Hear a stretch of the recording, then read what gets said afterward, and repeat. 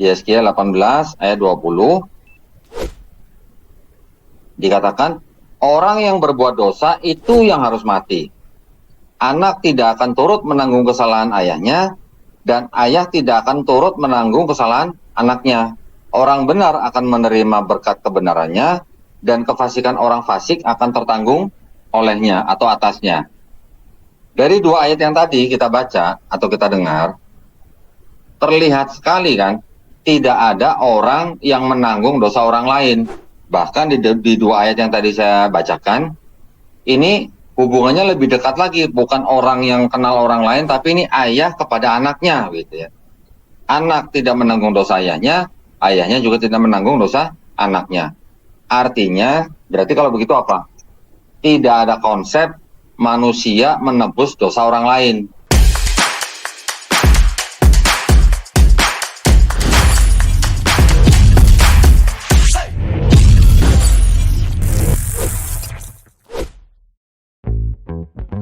Shalom Aleichem teman-teman semua.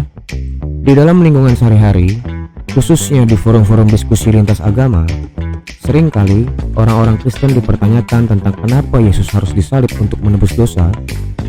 Apakah tidak cukup dengan mengampuninya saja dari surga? Kenapa manusia harus ditebus? Seperti juga dari tayangan yang kita simak tadi dari saudara Donditan, bahwa kata beliau, tidak ada orang yang menanggung dosa orang lain menurut Alkitab itu sendiri, dengan mengutip kitab Yesaya. Lalu apa jawaban kita?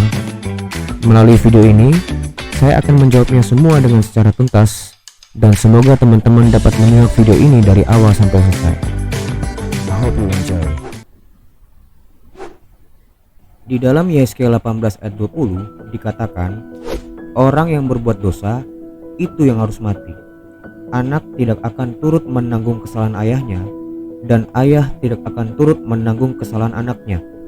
Orang benar akan menerima berkat kebenarannya, dan kefasikan orang fasik akan tertanggung atasnya. Yesaya 18 ayat 20. Jelas dikatakan bahwa anak tidak akan turut menanggung kesalahan ayahnya, dan ayah tidak akan turut menanggung kesalahan anaknya. Maka jelas pula bahwa orang lain termasuk Yesus tidak akan menanggung dosa atau pelanggaran moral masing-masing. Tanggung jawab moral harus ditanggung masing-masing orang, karena Rasul Paulus pun mengatakan di dalam suratnya untuk jemaat di Galatia, sebab tiap-tiap orang akan memikul tanggungannya sendiri. Galatia 6 ayat 5. Dengan demikian, tidak ada yang bertentangan di dalam kitab Yesaya tersebut, karena Rasul Paulus pun menekankan kembali dalam suratnya di Galatia 6 ayat 5. Penebusan dosa bukan berarti pelepasan manusia dari tanggung jawab moral dan akhlak masing-masing, namun pelepasan dari kuasa dosa yang diam dalam dirinya.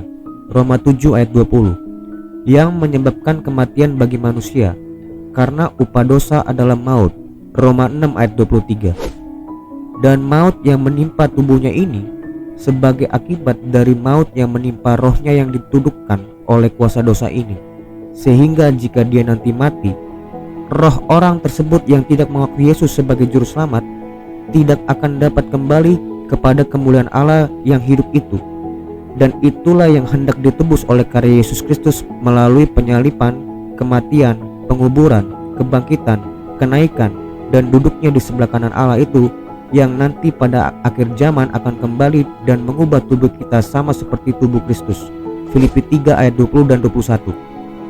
Dengan demikian, penyalipan, penguburan, dan kebangkitan Kristus adalah merupakan cara bagaimana penebusan itu dilakukan. Penebusan artinya manusia dilepaskan dengan suatu bayaran dari kekuatan gelap dan yang mengungkungnya. Kekuatan gelap yang jahat itu adalah iblis, dosa, dan maut. Bayaran yang diberikan untuk melepaskan manusia dari kungkungan iblis, dosa, dan maut itu adalah derita, penyalipan, kematian, dan penguburan Kristus. Manusia tidak diciptakan untuk mati. Maut hanya diancam pada hari Kejadian 2 ayat 16 dan 17. Manusia melanggar perintah Allah, dan ternyata manusia melanggar perintah itu. Kejadian 3 ayat 6. Maka maut pun menjadi akibatnya. Kejadian 3 ayat 19. Karena memang upah dosa adalah maut. Roma 6 ayat 23. Manusia kehilangan hidup kekal dan terusir dari sorga. Kejadian 3 ayat 23. jadi manusia berada di bawah kuasa maut. Dengan demikian juga manusia kehilangan kemuliaan, Roma 3 ayat 23, yang berarti juga kehilangan kesucian, Roma 5 ayat 12, berarti di bawah kuasa dosa. Di bawah kuasa dosa ini manusia hidup dalam pelanggaran dan dosa-dosa, sehingga ia menuruti kehendak iblis, Efesus 2 ayat 1-2. Maka manusia berada di bawah kuasa iblis. Keberadaan kodrat manusia yang sedemikian inilah yang disebut dosa nenek moyang atau dosa asal. Disebut demikian karena masuknya keadaan demikian itu ke dalam dunia akibat pelanggaran nenek moyang yang pertama, Roma 5 ayat 12, dan itu menjadi asal segala kelemahan manusia, sehingga ia mudah berbuat dosa daripada berbuat baik. Jadi kesimpulannya, penebusan bukanlah melepaskan manusia dari tanggung jawab moral dan akhlak masing-masing, namun pelepasan dari kuasa dosa, maut, dan iblis. Demikian pemaparan singkat dari saya, semoga bermanfaat dan menjadi berkat bagi kita semua. Tunggu part kedua dari video ini yang akan menampilkan perbandingan teks Masoretik dengan Septuaginta, khususnya pada Yesaya 53 ayat 10 dengan Mazmur 40 ayat 6, yang akan membuat semakin terang benderang di mana telah dinubuatkan kurban penebus salah yang akan dilakukan oleh manusia yang tidak terdapat dosa. Kemuliaan bagi Sang Bapa, Sang Putra serta Sang Roh Kudus, sekarang dan selalu serta sepanjang abad. Amin.